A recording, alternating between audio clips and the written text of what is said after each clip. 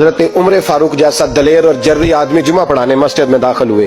وہ جناب ابو ایوب انصاری دروازے پہ کھڑے ہو گئے, کہنے لگے عمر تیرے نوکر نہیں, ٹائم پہ آیا کر, بڑی دیر سے کھڑے ہیں. کیوں دیر سے آیا ہے؟ بڑے جلالی تھے نا حضرت عمر, لیکن وہ جلالی اس وقت تھے جب کوئی ظلم کرتا تھا, اور ذات کے لیے جلالی نہیں تھے.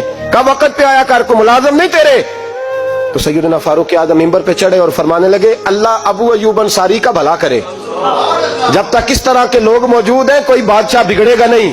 اللہ اس کا بھلا کرے, اس نے میری توجہ صحیح. اور پھر عمر رو پڑے, رو کے فرمانے لگے مسلمانوں معاف کر دو, غلطی کوئی نہیں, میرے پاس کرتا ایک ہی ہے, اور عبداللہ کی ماں نے وہ دھو کے خشک ہونے کو ڈال دیا تھا, غریب ہوں, کرتا دوسرا کوئی نہیں, تو وہ ذرا نا خشک ہونے میں آ کے دیکھ لو ابھی بھی گیلا ہے, مجھے معاف کر دو, میری غلطی نہیں ہے.